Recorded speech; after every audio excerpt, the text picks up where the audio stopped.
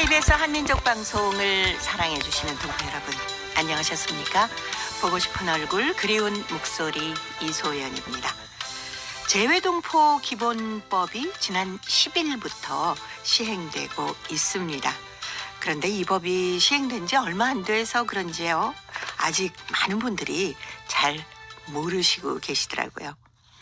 재외동포에 대한 개념도 명확하지 않았고, 그동안 재외동포 정책이 체계적이지 않았다, 이렇게 말씀드릴 수 있을까요?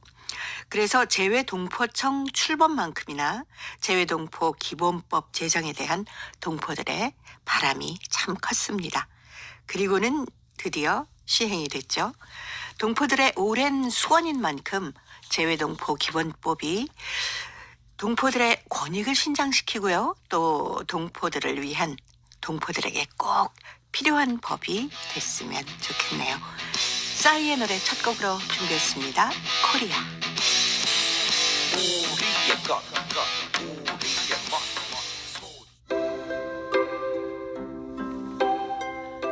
동포 여러분의 편지 사연으로 함께합니다. 행복우체통 수요일의 편지 손님, 동포 세계신문의 김용필 대표입니다. 어서 오십시오. 네, 안녕하세요. 이 재외동포 기본법이 지난 10일부터 시행이 됐습니다. 이 아직 잘 모르시는 분들을 위해서 조금 설명을 좀 해주세요. 네, 그래서 오늘 재외동포 기본법에 대해서 좀 알기 쉽게 상세히 좀 소개하는 시간을 갖도록 하죠. 먼저 이 재외동포법이란 무엇인가? 이제 법을 보시면은 쉽게 찾을 수 있어요. 네이버라든가 다음 이런 포털 사이트에 가가지고 재외동포 기본법이라고 이렇게 검색을 하시면은 법 전문이 쭉 나옵니다. 거기에 보면은 제1조에 이 재외동법의 목적이 나오거든요. 네. 그거를 읽어보면은 재외동포 기본법이 왜 생겼는지를 알 수가 있습니다. 예. 그래서 그 목적 부분을 제가 좀 읽어드리면은요. 이 법은 재외동포 정책에 대한 기본적인 사항을 규정을 함으로써 이 재외동포 사회와 대한민국이 함께 발전해 나갈 수 있는 환경을 조성하고, 나아가 인류의 공동 번영과 세계 평화의 증진에 기여함을 목적으로 한다. 예. 법이 상당히 거창하죠. 네. 어쨌든 전 세계에 우리 동포들이 안 사는 곳이 없으니까. 그렇죠. 그러니까 여기에 이렇게 재외동포 기본법에는 인류 공동의 번영, 세계의 평화의 증진, 네. 이런 말까지 들어갑니다. 예. 우리가 흔히 재외동포 하는데 어떤 분들을 재외동포라고 규정 짓나요?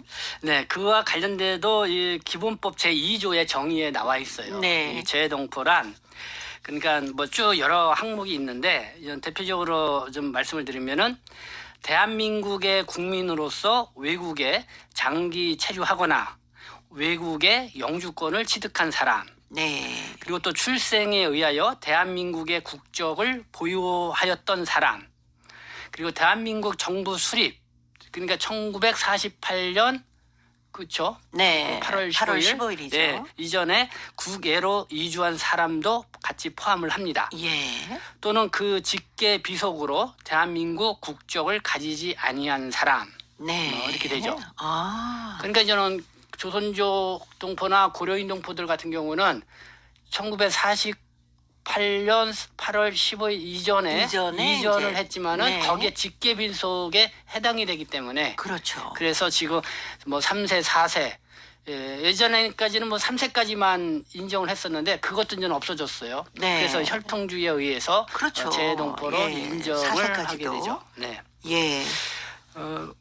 근데 요 재외동포 기본법에 이 재외동포에 좀 나와 있는 특징은 뭐냐면, 그전에는 재외동포법이라는 게 있었어요. 네. 이 법무부의 출입국관리법에 의한 그 법이 있었고, 그다음에 재외동포 재단 기본법이 있었는데 거기도 이 재외동포에 대한 정의가 나오거든요. 근데 거기에는 혈통주의에 입각한 그런 재외동포의 그런 좀 범위였는데, 네. 이번 기본법은 대한민국의 국적을 취득한 사람들의 거기에서 후손들까지도 네네. 재외동포에 포함된다. 그러니까 이렇게 이해하면 돼요. 지금 한국 사회가 이제 다문화잖아요. 그렇죠.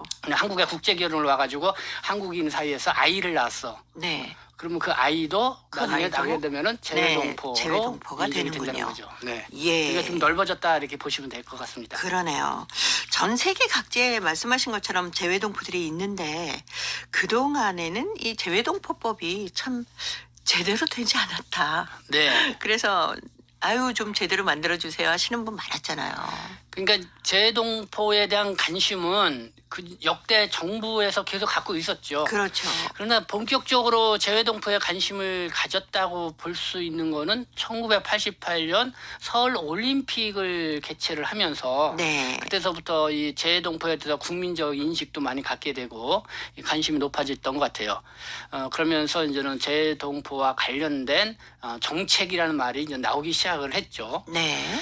그래서 사실 재동포 기본법이 그때서부터 나왔던 거예요. 1995년도인가요? 그때서부터 초기에 국회에서 첫 발의도 됐었던 건데 네. 그러나 이 기본법이 지금까지 20여 년 동안 되면서 마련되지 않고 대신 재동포 재단 기본법 네. 그다음에 99년도에 재동포 법이라는 뭐 이런 것들이 이제 이것이 생겼죠. 그냥 기본법 없이 이렇게 이제는 좀 시행에 가까운 이런 법이 우선적으로 생겼던 그런 거였죠. 네. 그럼 기본법의 주요 내용 우리 동포분들이 꼭 알고 계셔야 될 그런 점 몇 네. 가지만 좀 집어서 설명해 주세요.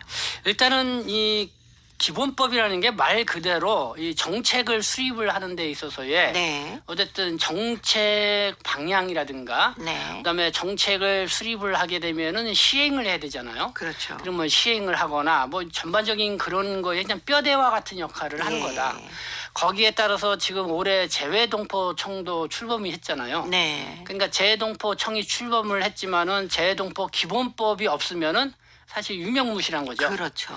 그렇기 때문에 재외동포청이 사실은 재외동포 기본법이 먼저 생긴 다음에 재외동포청이 생겨야 되는데 이번에 재외동포청이 먼저 출범하고 네. 늦게 이렇게 기본법이 마련이 됐는데 만들어졌고요. 네. 어쨌든 이제는 기본법이 이제는 11월 10일서부터 본격적으로 시행이 됐다는 거는 네. 재외동포청의 이제 기능이 그렇죠. 이제 본격적으로 예. 시행이 됐다. 뭐 이렇게 보시면 될 것 같습니다. 그래서 이 재외동포와 관련된 이제 정책에 대한 기대가 네. 많이 좀 높아지는 그런 분위기다. 그래서 이 재외동포 기본법은 모두 16개조로 구성이 돼 있어요. 네. 그래서 앞에 목적하고 정의 1, 2조는 설명을 해드렸고 네. 3조가 재외동포 정책의 이제 기본 방향에 대한 예. 열거를 했습니다. 그리고 국가의 책무도 4조에 있고 5조에는 국제사회의 조화, 6조는 다른 법률과의 관계, 또 7조는 기본계획 수립 절차, 네. 네. 또 8조는 시행계획 뭐 이런 거 수립 절차 또 어떻게 평가할 것이냐. 그다음에 이제는 재외동포 정책위원회 구성하는 거, 그다음에 재외동포 협력센터, 또 재외 공간이 있죠. 그다음에 또 여론 수렴하는 거, 뭐 실태조사. 그리고 10월 5일이면은 세계 한인의 날 행사하잖아요. 예, 그랬었죠. 옛날에는 네. 이 기본법 없이 시행이 됐는데 네. 이제는 기본법에 이제 정식으로 돼서 그래서 세계 한인의 날도 많이 이제 힘을 발휘할 것 같습니다. 그래서 마지막 16조는 이제 국회에 이제 보고하는 뭐 네. 이런 법조로 구성이 되어 있습니다. 예. 아마 궁금하신 그 자세한 내용은 뭐 여러 가지로 검색하는 방법이 있다고 아까 말씀하신 것처럼 재외동포 기본법하고 치고 들어가시면 그 내용을 자세히 아실 수가 있습니다. 여기에 이런 거를 우리가 어떻게 이용을 해야 되는구나 하고 좀 잘 살펴보셨으면 좋겠네요. 자, 이제 행복우체통 열어보겠습니다. 오늘 첫 번째 사연이 중국 길림성 안도현의 박영욱 씨가 보내오셨습니다. 재미나던 봄빛 문학회 야외 활동 제가 먼저 소개합니다.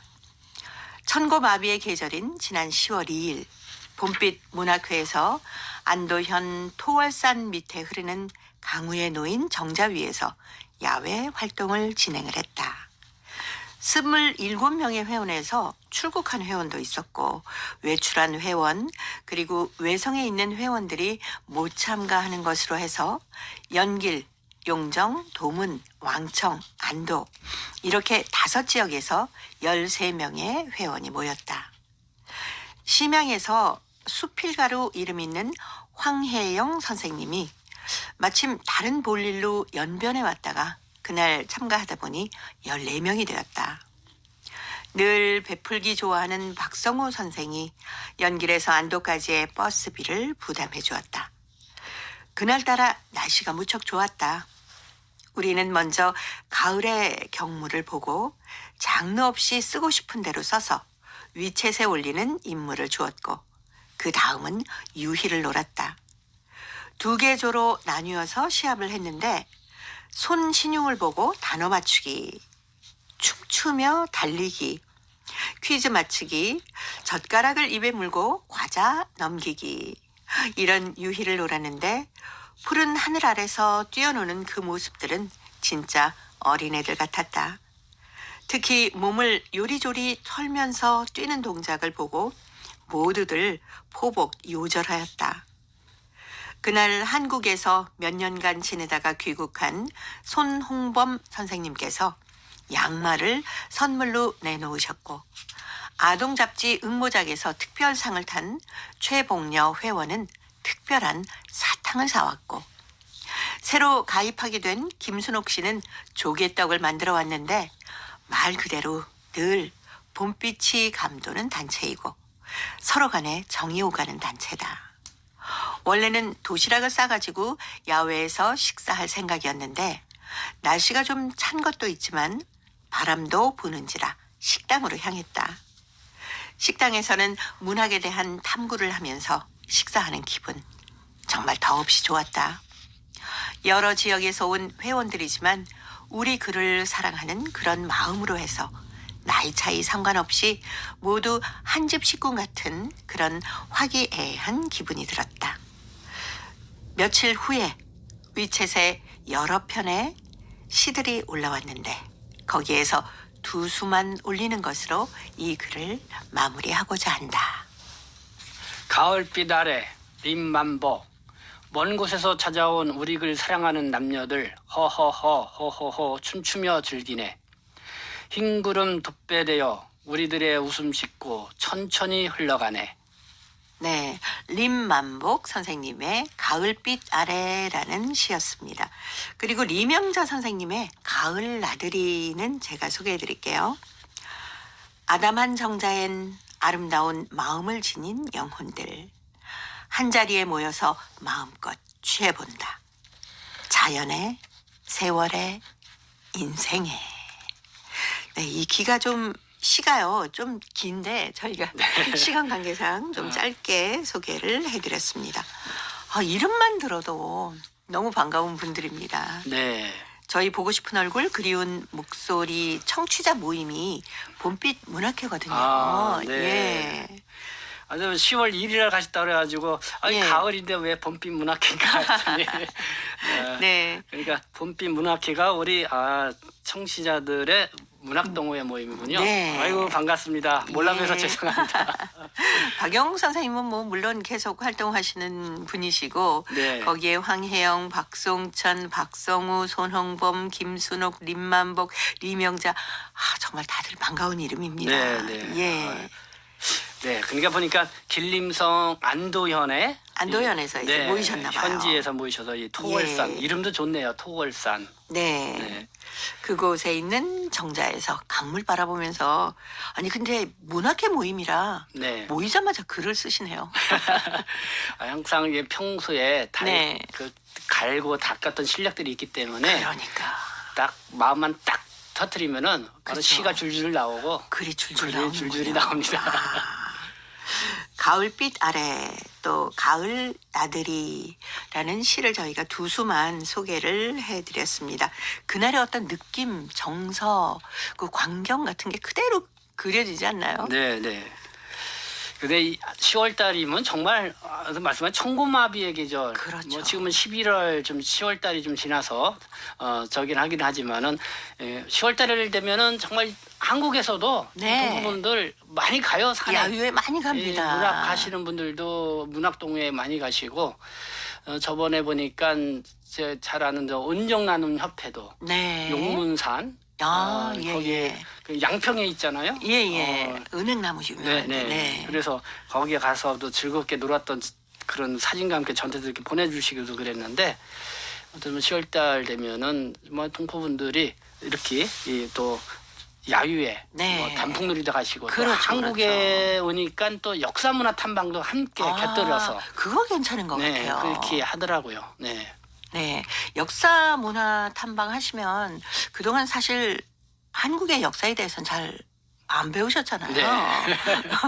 역사도 배울 수 있고 그 현재에 남아 있는 여러 그런 것도 가지 보죠. 것들도 볼 수 그렇죠. 있고. 네.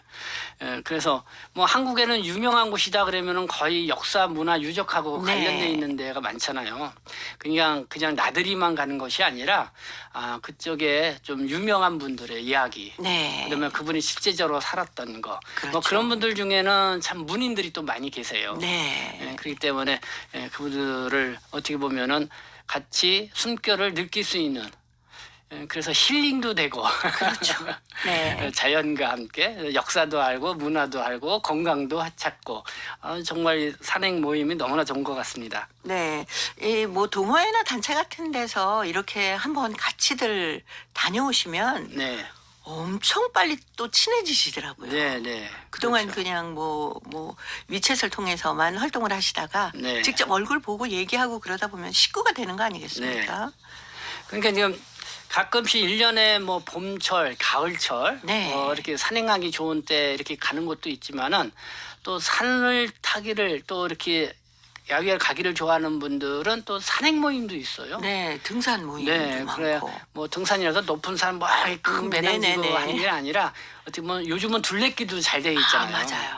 예. 그러니까 그런 둘레길을 걸으면서도 이렇게 좀 뭐랄까요? 한 달에 한 번씩 네. 이렇게 자연과 함께하는 시간. 그러면 거기에 또 아이들도 데리고 가기도 수월하잖아요. 그렇죠. 둘레길 걷기는 아이들도 네. 좋겠네요. 그러니까 그냥 가족하고도 네. 또 그런 시간 갖고 뭐 동포들끼리도 서로 함께 또 정을 나눌 수 있는 그런 시간인데요. 어쨌든 우리 중국 현지에 계시는 동포분들도 우리 봄빛 문학회처럼 네. 이렇게 좀 마음의 뜻이 맞는 분들끼리 네. 산행을 자주 이렇게 즐겼으면 좋겠다는 생각이 듭니다. 그렇죠. 이렇게 좀 누군가가 좀 주체가 돼서 네. 우리 이렇게 모임을 한번 만들어 볼까요? 하고 가까이 계신 분들하고 모임을 만들어서 네. 뭐 분기별로 한 번씩 만난다든지 네. 뭐 이렇게 해보시는 것도 참 좋을 것 같다는 네. 생각이. 자, 이런 즐거운 사연들을 저희 보고 싶은 얼굴 그리운 목소리 행복우체 통해 많이 보내주시기 바랍니다. 박강수의 노래 준비했습니다. 가을은 참 예쁘다. 가을은 참 예쁘다. 동포 여러분의 따뜻한 사연으로 아름다운 추억을 만들어 드립니다.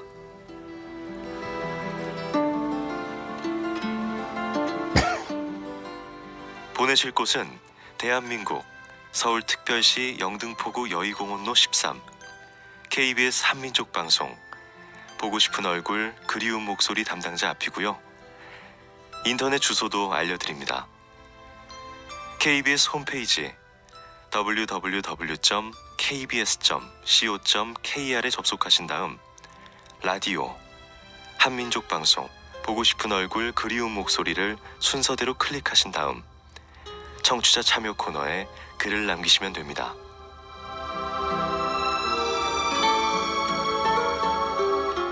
정다운 이야기와 아름다운 음악이 있는 보고 싶은 얼굴 그리운 목소리 동포 여러분과 늘 함께하겠습니다. 수요일의 행복우체통 동포세계신문의 김용필 대표와 함께하고 있습니다. 자, 오늘 두 번째 사연 중국 흑룡강성 영안시 김원련 학생이 보내왔습니다. 따뜻한 사랑이란 글인데요. 김용필 대표가 소개합니다. 어느 날 집에서 조용히 선생님이 내준 숙제를 하던 중 나는 자신으로는 도무지 풀 수 없는 어려운 문제에 봉착하였다. 아무리 올리 훑고 내리 훑으며 머리를 쥐어짜도 풀리지 않았다. 이때다. 옆에서 내가 애타하는 모습을 바라보던 어머니께서 이렇게 물었다. 왜? 모르는 문제에 걸렸어? 네. 내가 좀 도와줄까? 어머니는 나를 흠끗 보더니 나의 옆으로 다가앉았다. 아니요, 나 혼자 풀 거예요. 나는 단호히 거절하였다. 어머니는 내가 이렇게 견정하는 것을 보며 흐뭇한 기색을 띠었다. 1시간이 지났지만 문제는 풀리지 않았다. 필기장을 5장 넘겼지만 문제는 역시 제자리에서 맴돌며 나를 빤히 쳐다보았다. 자존심이고 뭐고 일단 문제를 풀어야 했다. 나는 한우 수 없이 어머니에게 가르침을 청할 수밖에 없었다. 어머니는 나를 마주하며 웃으며 돌아 앉으셨다. 우리 딸 도움이 필요한가 보네. 자자, 엄마가 한번 볼까? 어머니는 나와는 달리 우선 문제를 서너 번 읽으셨다. 그리고 어머니는 나에게 미지수부터 찾는 것이 이 문제를 푸는 가장 가까운 열쇠라며 차근차근 강의를 하셨다. 실뭉태기가 풀리는 느낌이었다. 갑자기 눈앞이 환해지더니 그렇게 골머리를 앓게 하던 문제가 순순히 풀어졌다. 참 귀신이 고칼 노릇일까.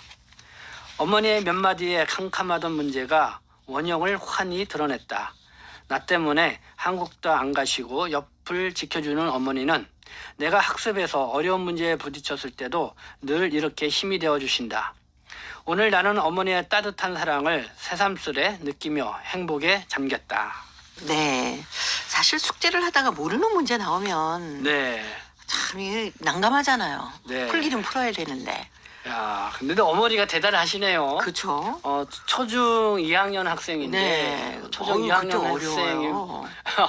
그러게요. 일반 어머니한테 이거 물어보면 지금 어머니들이 초중 2학년 학생들이 배우는 거를 이렇게 척척 풀어내실 수 있을까요? 그러니까 어머니께서도 이제 문제를 서너 번 읽으시고 네. 그 수학도 생각하면서 푸는 학문이기 때문에 네. 문제를 잘 읽어서 문제를 이해하면 좀 풀기가 쉽기는 하잖아요. 네. 저도 참 수학을 별로 좋아하지 않아가지고. 근데 우리 김원년 어머님이 네. 교육열이 대단하신 것 같아요. 그렇죠. 그러니까 네. 내용을 보니까 한국에도 일부러 가실 만한데 안 나오시고 이 아이 옆에 있으면서 이렇게 교육 지도를 하시는 것 같아요. 그렇죠. 네. 네. 참 그 경제적인 것을 우선에 둬야 하느냐, 네. 자녀 교육이나 가정을 우선에 두느냐, 이게 참 닭이 먼저냐 달걀이냐 그 문제처럼 참 복잡하고 어려운 네. 문제입니다. 근데 이제 아이 교육은 네, 그 시기가 있어요. 그렇죠. 그때 잘 잡아주면은 네, 뭐 아무리 이제는 공부하지 말라 뭐 이렇게 막 해도 스스로 네네. 한다고요. 그렇죠. 그러니까 이제 부모님들께서 내 아이의 어떻게 보면은 그 시기에 공부에 흥미를 가질 수 있도록 네, 그때는 관심을 정말 가져줘야 돼요. 그렇죠. 그러면은 뭐냐면은 좀 어쨌든 뭐 부모님이나 뭐 이런 어르신들 같은 경우는 경험이 많잖아요. 네, 그런 거 뭐 조금만 힌트만 주면은 아이들은 맞아요. 금방 또 받아들여서 네. 예, 그 따라갈 수가 있거든요.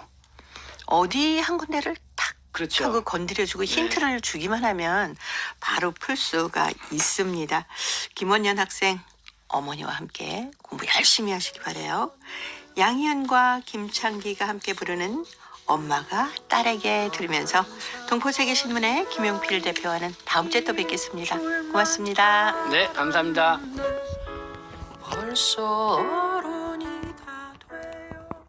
KBS 한민족 방송 보고 싶은 얼굴 그리운 목소리 듣고 계십니다.